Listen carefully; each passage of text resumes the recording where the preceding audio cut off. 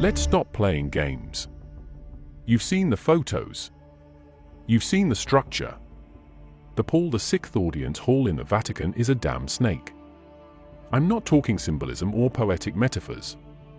I'm talking literal architectural design. The building looks like a reptile from the outside. From the inside, it's even worse.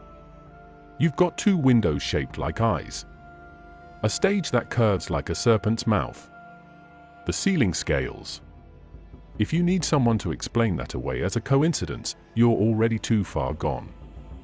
Now here's where it gets worse. At the front of the hall, where you'd expect a cross, a holy altar, something sacred, you've got this disgusting monstrosity called the Resurrection by Pericle Fazzani. It's supposed to represent Christ emerging from the ashes of nuclear chaos. But don't insult your own intelligence. Look at it. It's not Christ. It's a twisted demonic figure bursting through hell, surrounded by tortured forms. The face is deformed. The posture isn't triumphant, it's threatening. If that's your idea of the Son of God, you've already swallowed the Vatican's programming. Ask yourself, why would the headquarters of the largest religious institution on earth design its primary hall of communication to resemble a snake's head? Why is the central sculpture horrifying instead of holy? Why are all their artistic expressions saturated in symbols of death, mutation, and reptilian design? Because it's not just about aesthetics. This is architecture as control. Architecture as initiation. They don't build symbols for the sheep, they build them for each other. The ones who are in on it. They're speaking in plain sight, but only to those who know how to read it. Let's talk location. Beneath St. Peter's Basilica is the Vatican Necropolis. Real place. Real access. Inside, you find burial tombs dating back to the early Christian era. But one tomb stands out, Tomb U, archaeologists label it that way, but here's the kicker, some ancient references, including twisted misreadings of Latin engravings and medieval speculation, have linked this tomb to Lucifer. And before you go running to a seminary-trained apologist, understand this, Lucifer in pre-Christian tradition was a bearer of knowledge and rebellion. Over time, it morphed into the name for Satan. But we're not dealing with semantics here. We're dealing with a tomb. A structure. Under Vatican ground. Tied, directly or symbolically, to the being they preach against every single Sunday. Why would that name even be found down there? And don't feed me the academic drivel about linguistic errors. They know what they're doing. Now look at the rituals. The Holy Door in St. Peter's, people think it's just some annual religious celebration. Wrong. That door is sealed shut from the inside, opened only during Jubilee years. That's not tradition. That's ritual sealing. Symbolic gateways. Occult meaning. In many esoteric systems, a sealed door is a barrier between worlds. When opened, it invites something through. You think it's just for pilgrims? You think a pope walks through a golden arch and that's it? Wake up. These aren't ceremonies. These are invocations. These are access points. Let's jump to another obvious tell, the language. In official Vatican rites, the name Lucifer is still used. In Latin. During Easter Vigil, they chant Flammas Eus Lucifer Matutinus Inveniat, il inquam, Lucifer, qui nescit casum. Which means, may the morning star find its flame, that Lucifer who never sets. That's not a conspiracy. That's straight from their liturgy. And don't let them gaslight you into thinking it means something else. Lucifer is not an accident. They could have reworded it centuries ago. They didn't. Still think we're dealing with holy men? These people built an empire on guilt, fear, and blood. And under the surface, under the marble, under the robes and gold, there's a structure. A design. Not for salvation, but control. Not to lead you to heaven, but to keep you in submission. There's more. Go back to the architecture again. The Vatican Observatory, yes, they have one, is located in Castel Gandolfo, but the powerful telescope is operated in Arizona, USA. It's called LUCIFER. I'm not making that up. It stands for Large Binocular Telescope Near-Infrared Utility with Camera and Integral Field Unit for Extragalactic Research. Convenient acronym, right? And the Vatican uses it, alongside Jesuit astronomers. Let that sink in. Why does a religious institution obsessed with sin and salvation have a stake in tracking deep space objects with a telescope named Lucifer? Because their God isn't your God. Because you're not part of their inner circle. Because the Vatican is a mask. Because beneath the pomp and prayers, they're running an entirely different game. You've seen the throne room. You've seen the art. The reptilian architecture. The demonic sculptures. The chants invoking Lucifer. The doors that open once a generation. And you still think this is about God? They count on your ignorance. They bank on your faith being passive, blind, and terrified to question. They told you Lucifer was the enemy. Meanwhile, they built him a house. And not just any house, a temple. Right in the heart of Rome. Right under your nose. Let's stop pretending the Vatican is just a religious institution. It's a geopolitical superpower with spiritual branding. It's not just the rituals or the buildings anymore, it's the hierarchy, the network, and the agenda. We're talking about a global intelligence operation hiding behind stained glass and Latin prayers. And at the very top of this structure sits a dark event almost no one wants to talk about publicly, the enthronement of Lucifer. This isn't internet rumor trash. This came directly from insiders like Father Malachi Martin, Jesuit priest, exorcist, insider. He served in the Vatican for years before exposing the rot within. According to Martin, something happened in 1963 that permanently altered the spiritual infrastructure of the church. He claimed that a secret ceremony, an actual enthronement of Lucifer, was performed inside the Vatican. Not symbolic. Not metaphorical. A full-blown ritual welcoming the adversary as the guiding spirit of the institution. And before you throw him under the crazy label, understand this, Martin wasn't a dropout. He was multilingual, highly educated, trusted by popes, and embedded in the upper echelon of Vatican politics. He had access.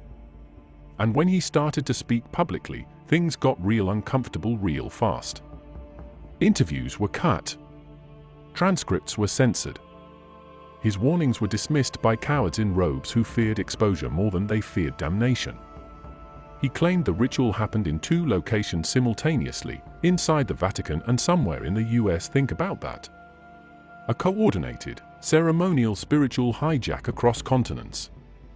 Not to bless the church. Not to honor God. But to install Lucifer as the puppet master behind the curtain. You think that's outrageous? Go read his book Windswept House. It's fiction on the surface. But anyone with a brain can read between the lines. The names are altered, the events dramatized, but the architecture of power, the cultic networks, and the satanic infiltration. All real. All based on sources and events he couldn't name directly without being eliminated. And for those who say, there's no proof, of course there's no official proof. You think the people running this show are sloppy enough to leave signed confession letters on gold-plated Vatican desks? They operate through secrecy, oaths, compartmentalization, and ceremonial ritual masked as religion. That's how occult systems work. You hide everything in plain sight, and you surround it with enough tradition, enough incense, and enough Latin that nobody sees it for what it is. Let's talk about infiltration. This wasn't a one-night event. The Vatican wasn't taken over in one ritual. This has been a generational process. It started decades ago, possibly centuries back, with key positions in the church being handed off to initiates. Men loyal not to Christ, but to an esoteric doctrine. A doctrine that reveres the serpent, worships knowledge over obedience, and sees Lucifer not as a fallen angel, but as a liberator. We're not talking about the priests who run local churches or nuns teaching kids in schools. Most of them have no idea what's going on. They're pawns. Useful. Innocent. The real game is at the top: cardinals, shadow bishops, secret orders, and financial syndicates tied directly to the Roman Curia. And when you look at the decisions they make, it all adds up. Covering up systemic abuse for decades. Shuffling predators like chess pieces. Laundering billions through Vatican bank channels. Protecting war criminals. Partnering with intelligence agencies. You think that's religion? That's mafia. Let's not forget the Vatican Bank, formerly called the Institute for the Works of Religion. That's a hilarious name considering it's been caught in scandals involving money laundering, mafia connections, and suspicious deaths. In the 1980s, a banker connected to the Vatican Bank, Roberto Calvi, was found hanging under Blackfriars Bridge in London. His pockets were stuffed with bricks and cash. The media called it suicide. Anyone with half a functioning neuron knows that was a message. That was ritualistic. That was cleanup. And who was behind it? Go ahead, pull the thread. You'll find connections to Masonic lodges, Jesuit black ops, and shadow clerics embedded in power for decades. Now look at the external signs. After the 1963 enthronement, the entire trajectory of the church changed. Suddenly, the doctrine started shifting. The architecture became bolder. The symbols darker. The openness to interfaith rituals increased. Not because the church suddenly became tolerant. Because it was being reprogrammed. Because the figure they now served wasn't interested in salvation, but unification through control. Take the symbols etched into Vatican buildings. The pine cone statue in the Court of the Pine Cone is not just decor, it's a fertility symbol going back to Babylon. The obelisk in St. Peter's Square? That's Egyptian. It was literally hauled out of Heliopolis and planted right in front of the basilica. That's not Christian. That's Hermetic. That's sun worship, not Christ worship. These symbols are everywhere if you know how to see them. The layout of the Vatican courtyards. The sun wheel. The placement of key statues. The recurring serpent motifs. This is the language of power, of hidden influence. They don't need to hide it because the masses are conditioned to not question anything wrapped in holy branding. Now look at who's pulling strings from behind the scenes. The Jesuits.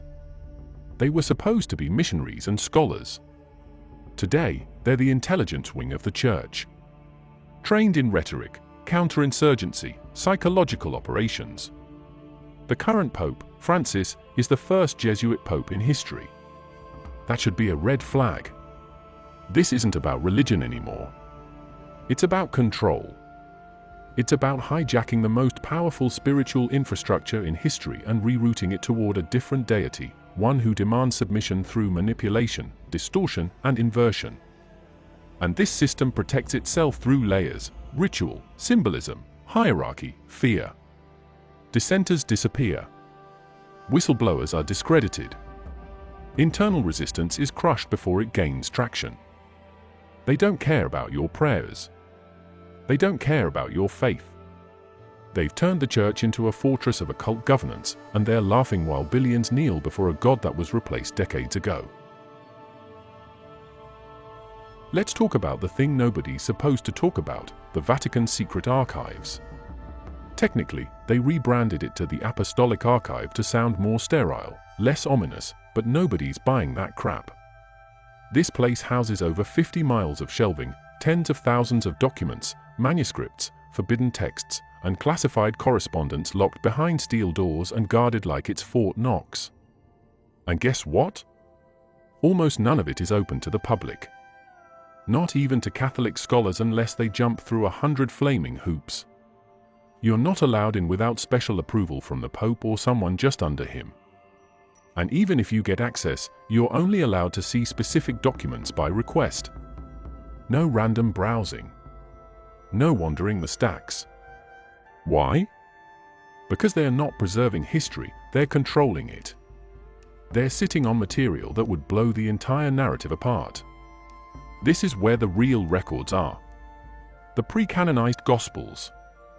The texts that expose the edited, manufactured version of Christianity that got approved by Constantine's council. They've got heretical scrolls locked away because those writings challenge the identity of the so-called God they preach. The reality is, the early church was fractured, dozens of competing views, including ones that said the God of the Old Testament wasn't divine at all, but a malicious creator, a demiurge. And that's why these archives are under maximum lockdown. Because some of these texts point directly to Lucifer not as the enemy, but as the liberator, and the God being worshipped by institutional Christianity as the deceiver. That flips the whole foundation upside down. You open that door, and the whole Vatican collapses. So instead, they lock it underground. But the books are just the beginning. Let's talk about the architecture beneath the Vatican. There are chambers and tunnels beneath the basilica, the necropolis, and deeper sections that don't show up on any official map. You're not hearing this from tour guides. You're hearing it from contractors, former insiders, even rogue members of the Swiss Guard who've spoken anonymously. Some of these underground rooms are set up like ritual spaces. Stone altars. Obscure symbology. Not Christian. Not even ancient Roman. We're talking Babylonian, Phoenician, Egyptian. You think they're preserving history? They're preserving an unbroken occult lineage that predates Catholicism by thousands of years.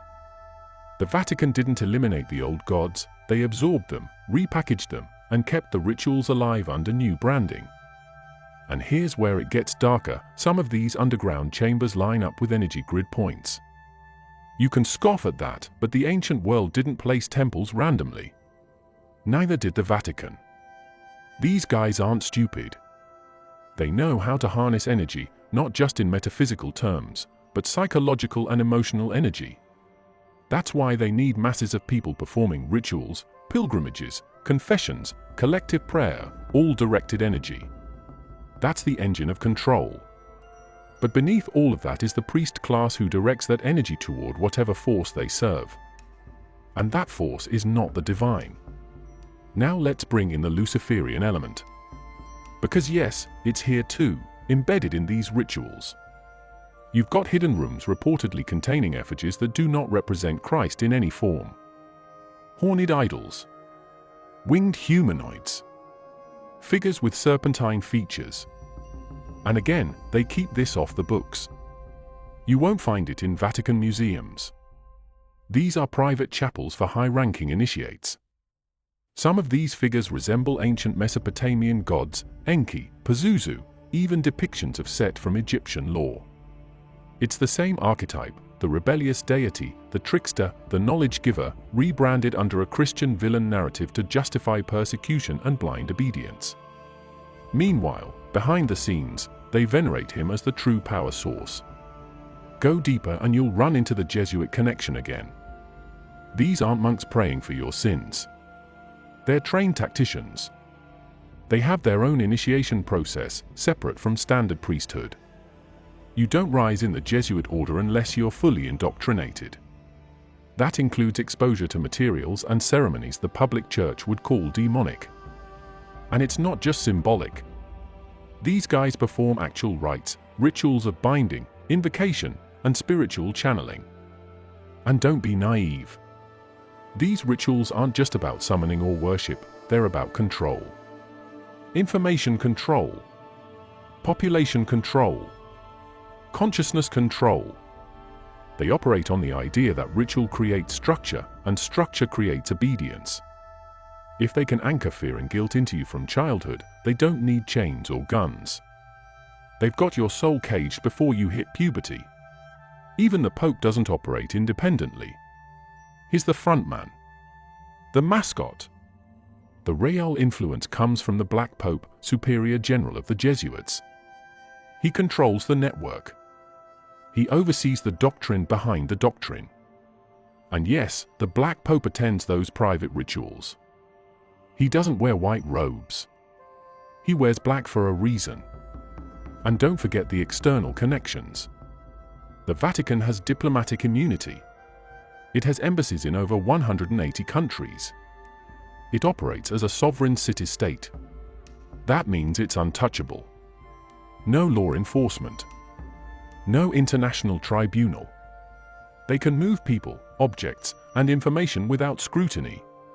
When you put a ritual-based, secrecy-driven institution in a position of total global immunity, you're not looking at a religion. You're looking at a protected cult. If you're still looking at the Vatican and thinking this is just Christianity's HQ, you've missed the real game.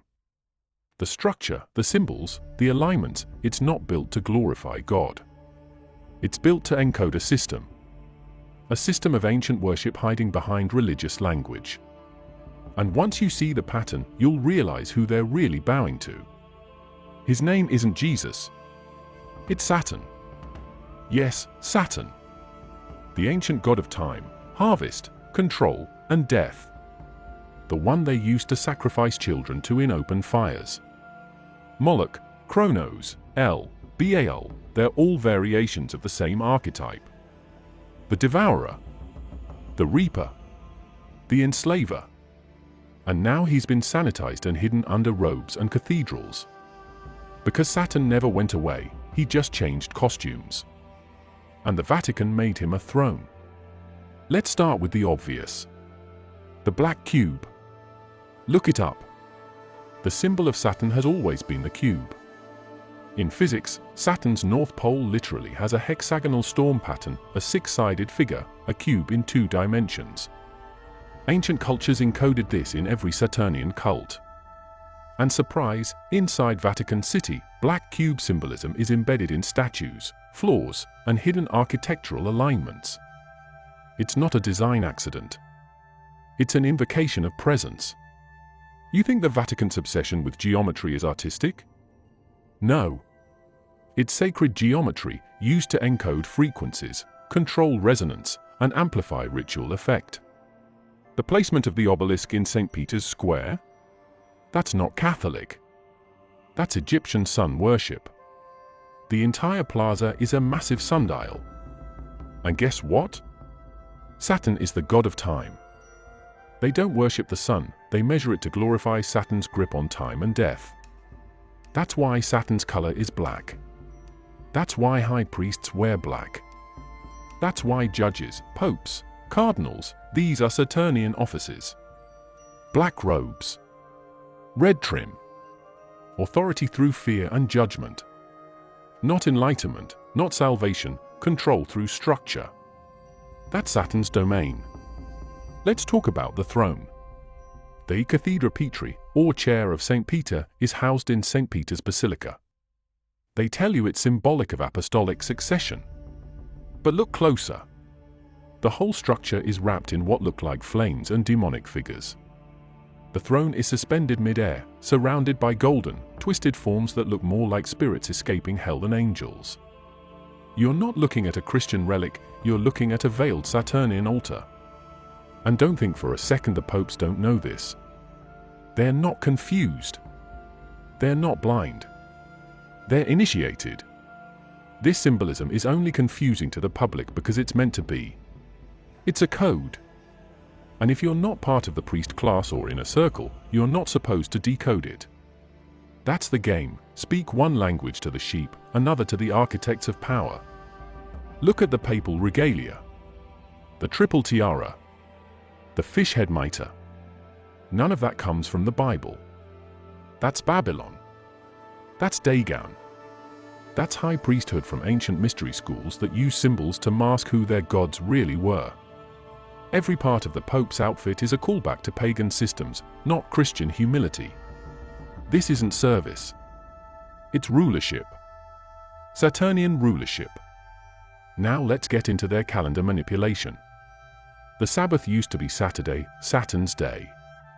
That's not conspiracy, that's straight etymology. They changed it to Sunday much later, but the Saturnian structure remains underneath. In fact, Saturn is the root of discipline, restriction, law, and punishment, everything that defines the authoritarian character of Catholic doctrine. You want grace and love? That's not Saturn. That's foreign to their system. They talk Jesus, but they enforce Saturn. Still don't believe it?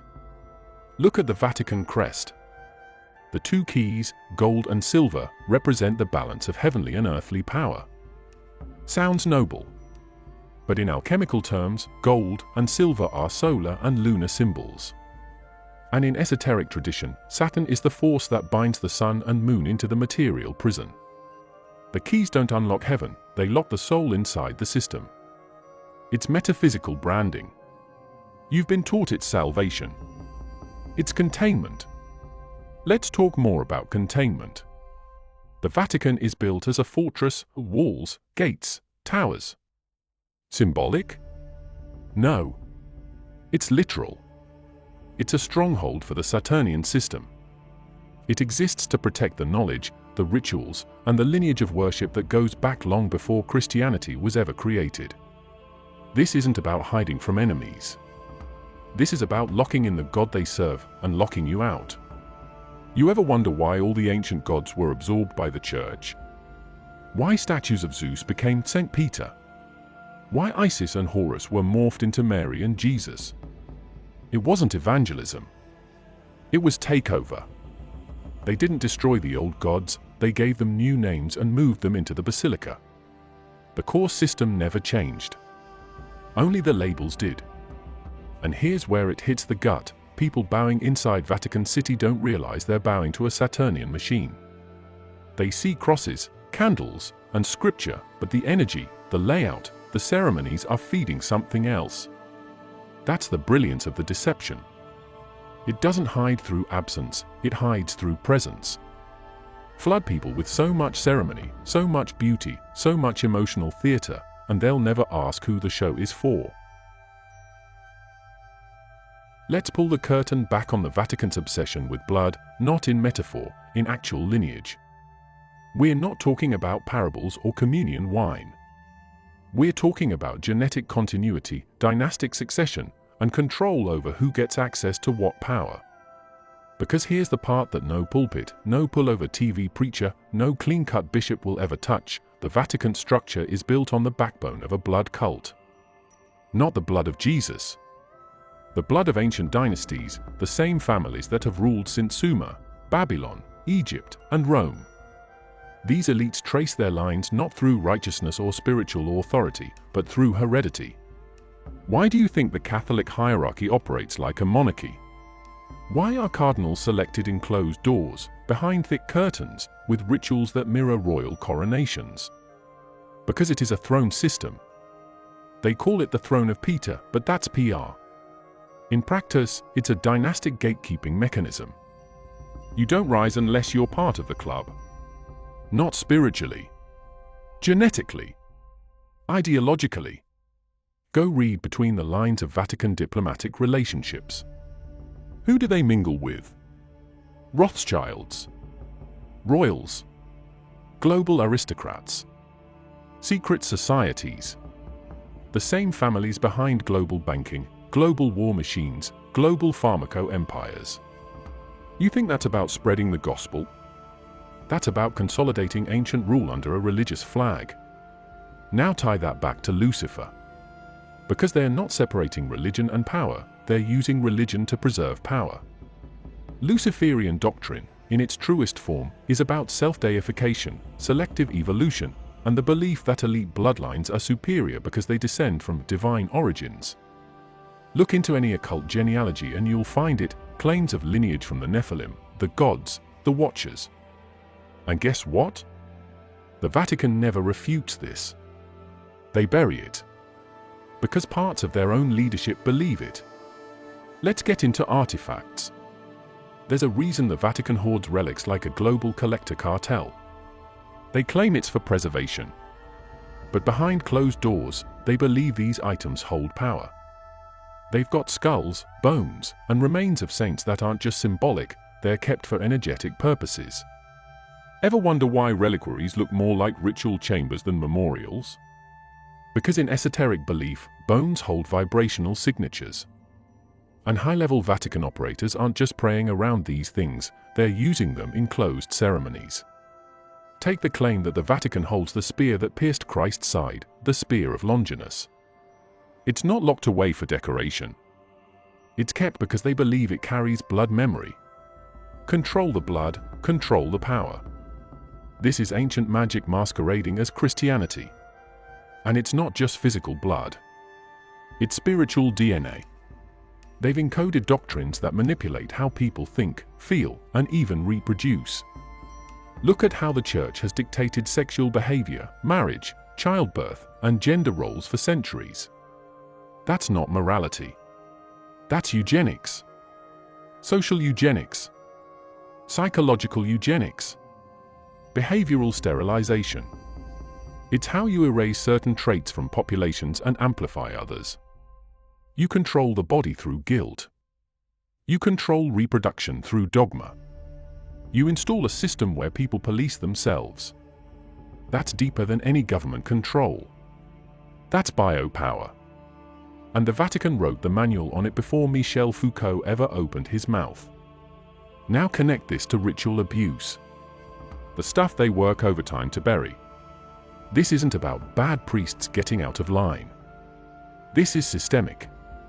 Engineered. Covered up not to avoid scandal, but to preserve the structure. Because abuse, in elite esoteric systems, is often a mechanism of control, trauma programming, and power transference. They don't just silence victims to avoid headlines. They do it because exposure would crack the core of the inner circle's initiation structure. You think that's extreme? Look at how consistent the patterns are: same regions, same profiles, same methods. It's not random. It's institutional. And every time it almost surfaces, boom, legal immunity, diplomatic shelter, and internal investigations. Name one other global institution that can shuffle rapists across borders without extradition. Only the Vatican. Because behind the sermons, you've got a system of hidden chambers, sacred bloodlines, and metaphysical control mechanisms. Let's talk about the Vatican's interest in DNA and the human genome. That's right. They're not just playing with old scrolls. They're funding genetic research. Why? Because they know what the ancient text said: the soul isn't just floating energy. It's encoded. And by mapping DNA, you can trace spiritual inheritance.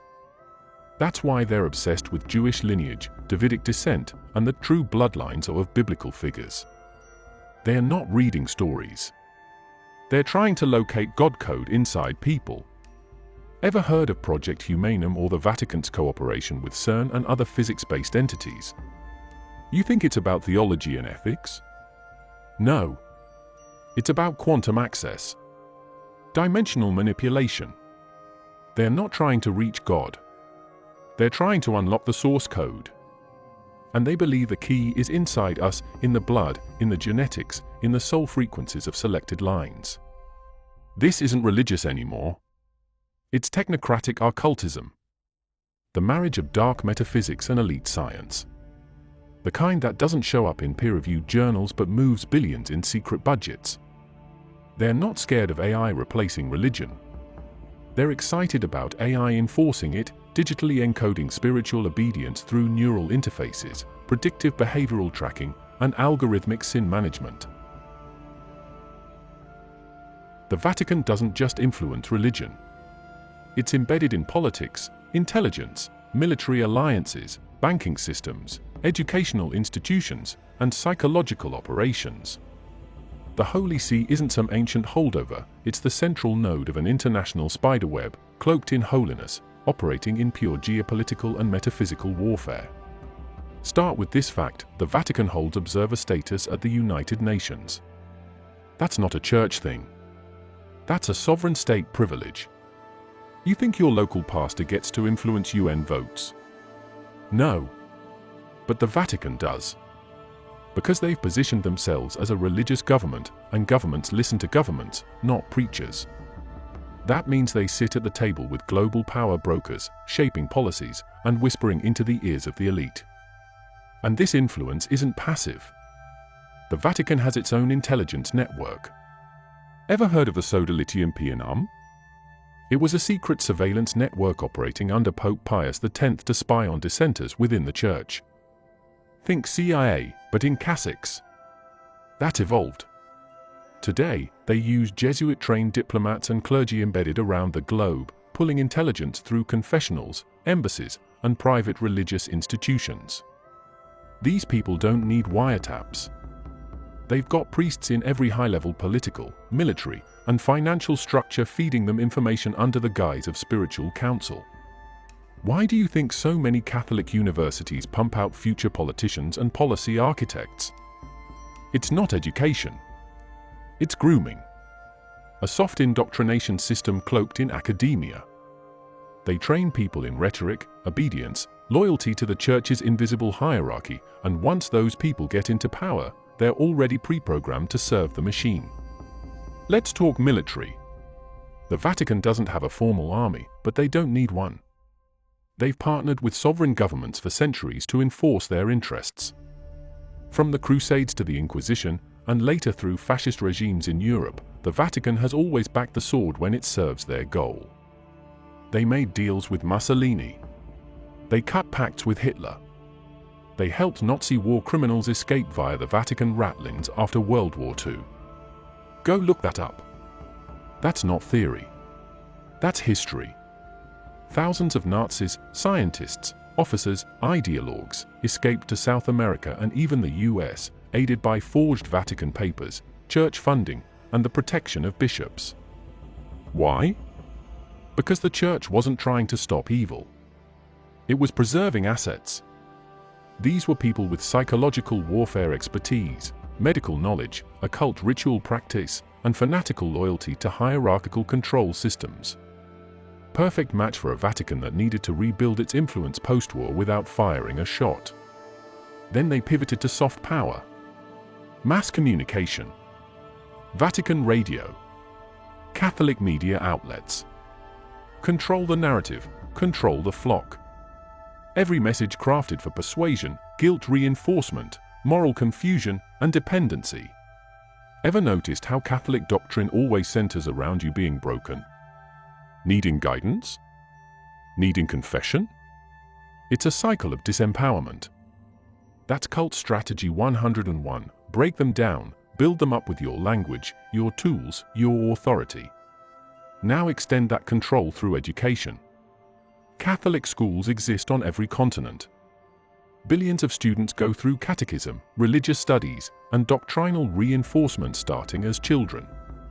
That's not education. That's neural formatting. Ritual repetition.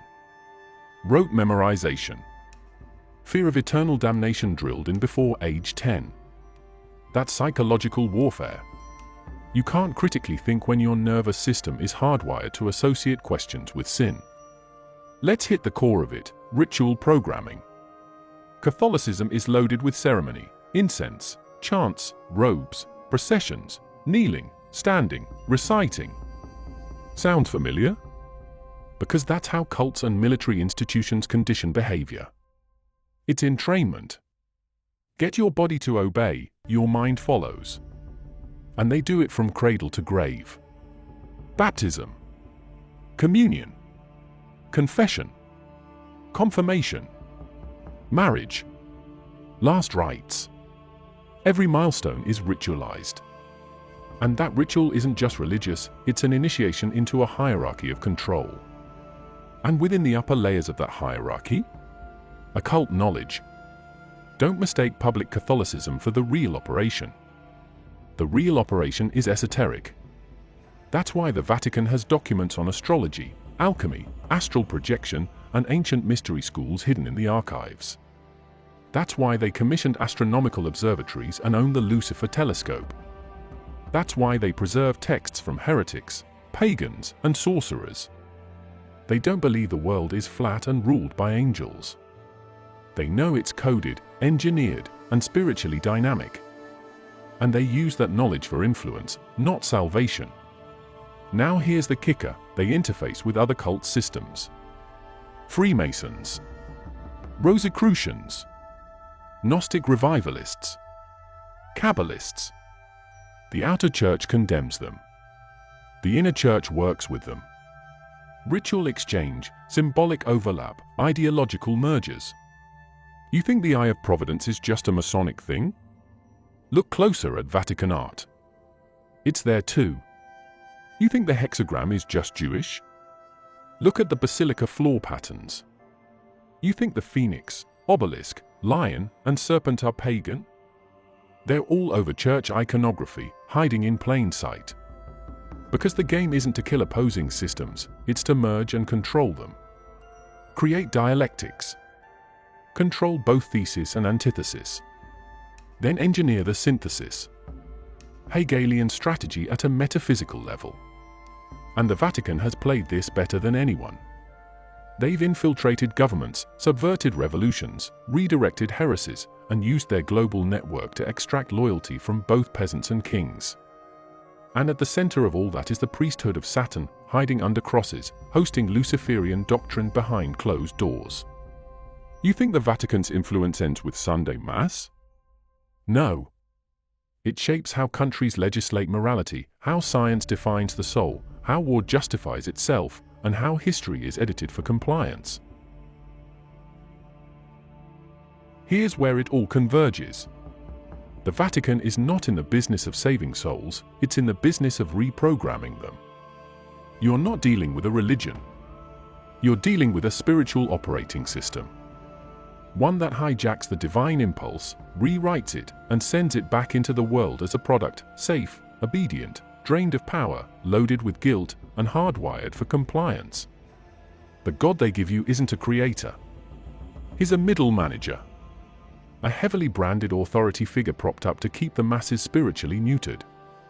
You pray to him, but you get nothing back except shame, fear, silence, or the demand for more obedience. That's not divinity. That's an energy sink. A siphon. The true divine is unmediated. The Vatican makes damn sure that connection never happens without them standing in the middle. And here's how they do it. Through language manipulation. Ever wonder why the Church kept its rituals in Latin for centuries? It wasn't tradition. It was gatekeeping. People weren't supposed to understand what was being said. That's by design. Because if you understood the full content of those prayers and chants, you'd see half of them don't align with any modern concept of mercy or divinity. Some of those rites are invocations, layered with double meanings, reversals, and ancient code built to channel power, not grant it. Even now, in vernacular services, the structure remains the same: disempowerment through repetition, confession of sin, submission to hierarchy, and pledging allegiance to an authority you can't question without being accused of spiritual treason. And they run this script globally, like a psychological firmware update. Weekly Mass isn't worship. It's programming. Next, look at how they own death. They literally script your final rites. They own the last moment of your life. And it's not a gentle farewell. It's a contract renewal. A final stamp of submission before you're recycled through a system they still claim to own. Last rites, absolution, prayers for the dead, they are not just rituals. They are signature locks. Closing your spirit under the Vatican brand. This is spiritual DRM. And you don't even realize you signed up. Now zoom out. Their ultimate ambition is planetary control. Not political. Spiritual. That's why they send missionaries, build churches in every country, and place bishops like chess pieces. Not to help the poor. That's a distraction. The real aim is planetary soul governance. They want jurisdiction over what people are and not just what they believe. This is metaphysical colonization. And they've nearly pulled it off. You think all these ecumenical movements, interfaith dialogues, global religious unity events are about peace? No. They're about consolidation. Bringing all belief systems under one umbrella, with the Vatican in the center, claiming to be the voice of God for all humanity. That's not faith. That's merger and acquisition strategy. They don't want your spirituality, they want your compliance. And if they can cloak it in divine language, even better. And here's the kicker: the final frontier is digital. The Vatican is now investing in AI ethics, blockchain identity, and digital confessional systems. You heard me. They're building infrastructure to control spiritual life online. That's where this is going. Confession via app. AI priest bots. Soul scoring systems tied to digital identity. You think that's science fiction? They're already drafting the framework. Because the next iteration of religious control won't be through pulpits. It'll be through algorithms. The new priests are code. And the new temples are your screens. And don't think for a second that's some progressive move. This is surveillance theology. A 24/7 God model that doesn't sleep, doesn't forget, and never forgives unless the system says so. It's not enough to believe anymore. You'll have to log in, be scanned, comply, and renew your spiritual license. One God. One network. One interface. And it's not benevolent. Because behind it all, the same agenda remains: spiritual containment. They've just upgraded the tools. From Latin to live stream. From ritual robes to biometric robes. From confessionals to data servers. From marble cathedrals to metaverse sanctuaries. Same power. Same control. Just rebranded for the next generation of blind obedience. And through it all, the Luciferian current runs quietly under the surface. Not in pitchforks and fire. In strategy. In inversion. In the total subversion of divine sovereignty. That's the real signature. The replacement of internal connection with external mediation. The replacement of truth with authority. The replacement of spirit with system. So here we are. You've seen the snake-shaped hall. You've seen the rituals. The architecture. The symbols. The bloodlines. The archives. The hidden chambers. The alliances. The mind control. The surveillance rollout. And now you know, this is not just a religion, it's the most advanced soul manipulation system ever built. And now that you've seen it, you don't get to unsee it. Thanks for watching. If you made it this far, you're not just a viewer, you're a problem for their system. Keep asking. Keep digging. Keep burning the veil. And I'll see you in the next one.